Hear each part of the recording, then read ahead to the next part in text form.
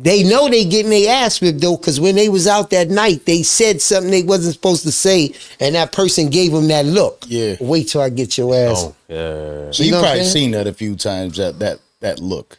Of course. I definitely think it was times where she knew she was going to get her ass whipped. Oh, yeah. And, it's times where I would say Diddy got this thing where if you do something wrong in the club, he got these glasses on. And he puts the glasses on top of his nose and then he looked down at you right there. Let you know I'm angry. Yeah. And if he lock eyes with you then, nigga, whatever it's about, nigga, as soon as we get by ourselves, we're going to talk about this. You know what I'm saying? So I seen that a lot of times. You know what I'm saying? And a lot of times, if you hear things and you see things and you're outside the room, you try to go to the room, the door's locked. You're not banging down the door. But when that person comes out, you ask them, yo, you all right? Everything okay? And if that person is not going to go back and tell them that you've been asking, you might go a little further. You need something? Of course. Yo, just as a human, of course. Just as a human. But it takes a lot, like I was getting ready to say, it takes a lot for me to get up and go against the person that's paying me, the person that can say, nigga, go home, get the fuck out of here. If you want to, it takes a lot for me to do that. But I gave my bond, just like my name is Bonds, I gave my bond to protect. Yeah. But I didn't give my bond only to protect you, because in a way I'm protecting you by stopping you from what you're doing. From you. Yeah. Exactly. You know what I'm saying? Yeah. Because if this person hit the head on the floor the wrong way, which we've seen plenty of times, how the fuck we gonna answer that now? You know what I'm saying? So it's a fucked up position to be in, but it's one that somebody has to be in. And evidently nobody was there. Do you wish she never tied you into this? If you could have it your way, do you wish, man, listen, I'm good.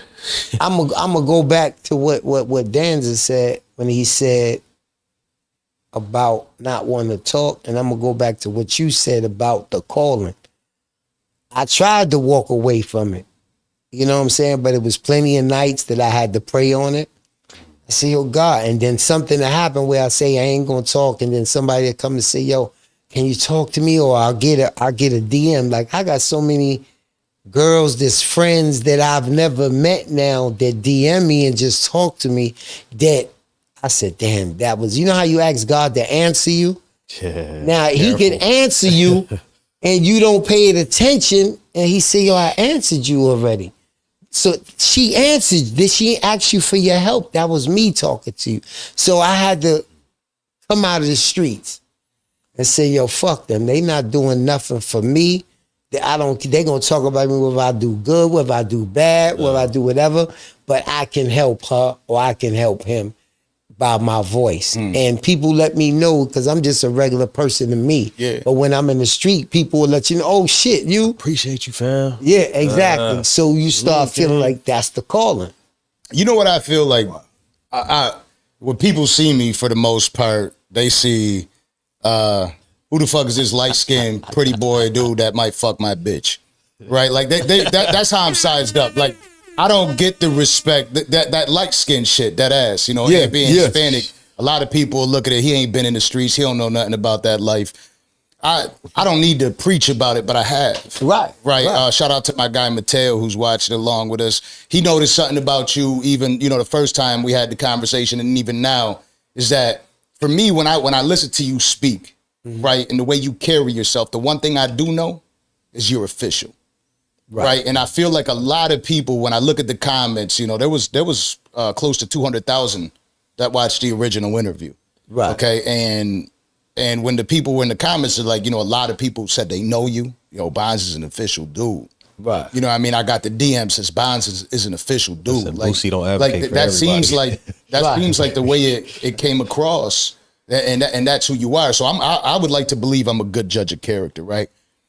So when I listen to you speak, I'm sitting there and I take your word for it. I know there's a little bit that you would hold back because that's for another day or for another moment. You know what I mean? Right. Or that's between you and him. Right. You know what I mean? Or you and her.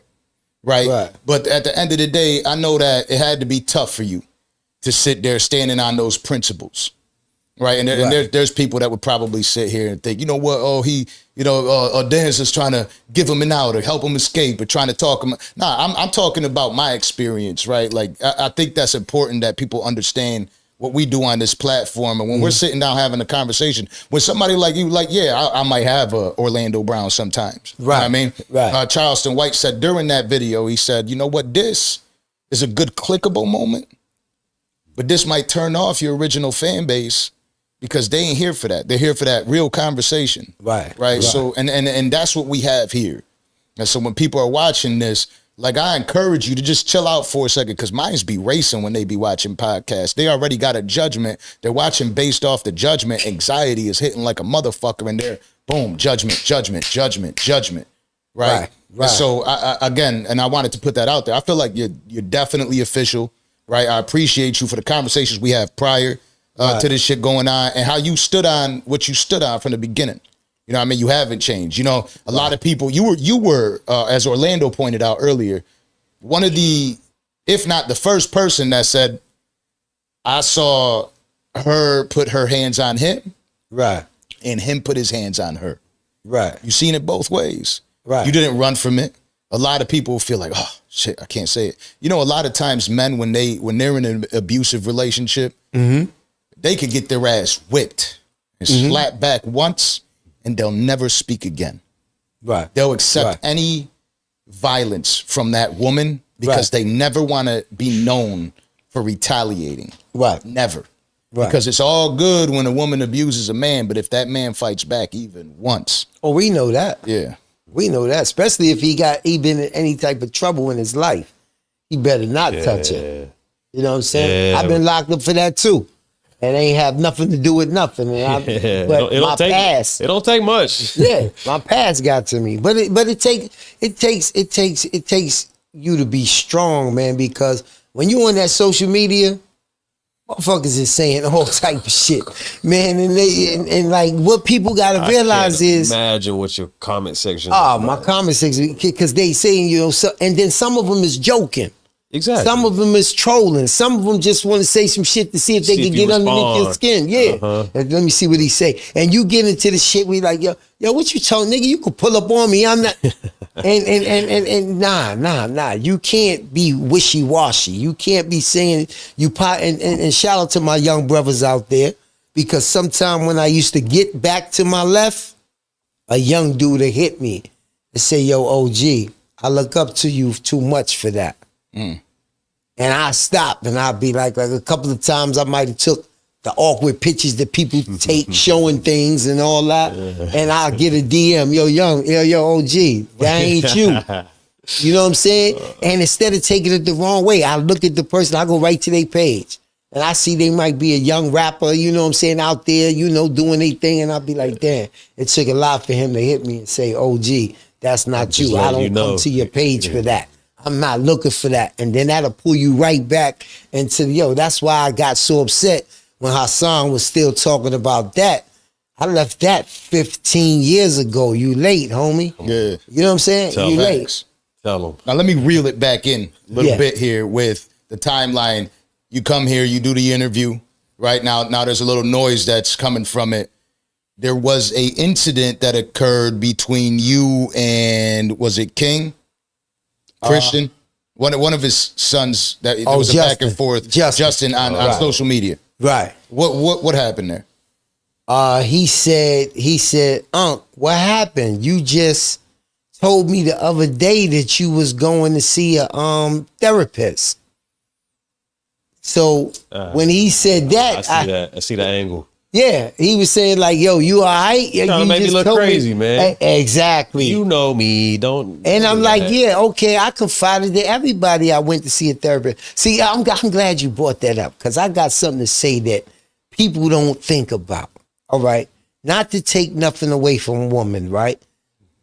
We talk about lawsuits. We talk about all these things that women say they went through when they was dealing with Diddy, when they was working for Diddy, when they was doing this.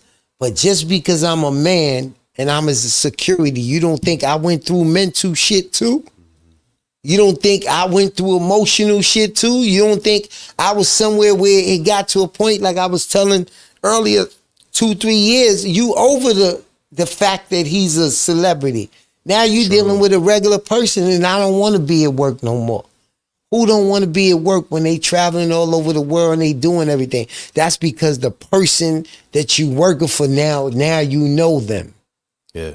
And the excitement of traveling all over the world and excitement of being next to Diddy is gone now. The novelty don't wore off. It wore off. You eat, now sleep, you shit that just like you eat, sleep, shit just like I me. seen you at your worst, you know, like Right. So now I'm getting to see all the ugly. I'm getting ready to see the way you talk to people, the way you treat people, the way you want people to work 40 hours and only put 12 hours down. But you getting up here talking about how much money you got and how you treat people this way when you know that the people that work for you is looking at you doing this. Post, yeah. When you got people in your executive staff saying, yo, you work 20 hours a day, but you can only put 12 hours down.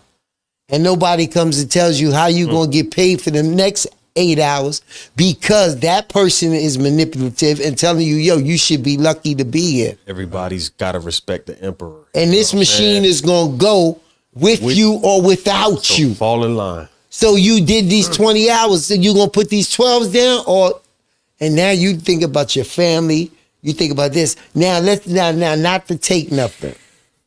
Being a man incarcerated, doing all this, that, and the other. Okay, I'm gonna be as real as I can get on here, which I never ever told nobody. My salary was $77,000 a year.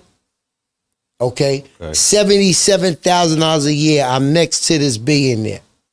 My salary is $77,000 a year. Heard what you said. For 12 months. If I showed you my timesheet, which I'm gonna do that. I'm gonna show you my timesheet from 2004 to 2006. That adds up to 144 hours a week. Not 40 hours a week.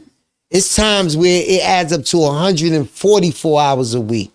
120 hours a week. Don't let an album be getting done because then you're up every day. But then the people from your office come and tell you, because you might be getting paid by Universal, you might have a budget with Atlantic or something. So now when I turn in my hours and your driver is turning in his hours and your assistant is turning in his hours, you got Universal, you got Atlantic saying, yo, what the fuck is this bill that Puff Daddy just turned in every week for the people that work for him? So now your executive staff is saying, yo, you can only put down 12 hours a day.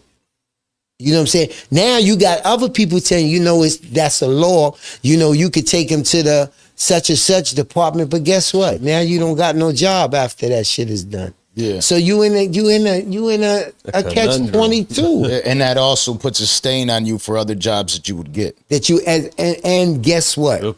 At this particular time, as we all know from the Wendy Williams situation and everything else, he's one of and he still is one of the powerfulest men in the industry that can blackball you.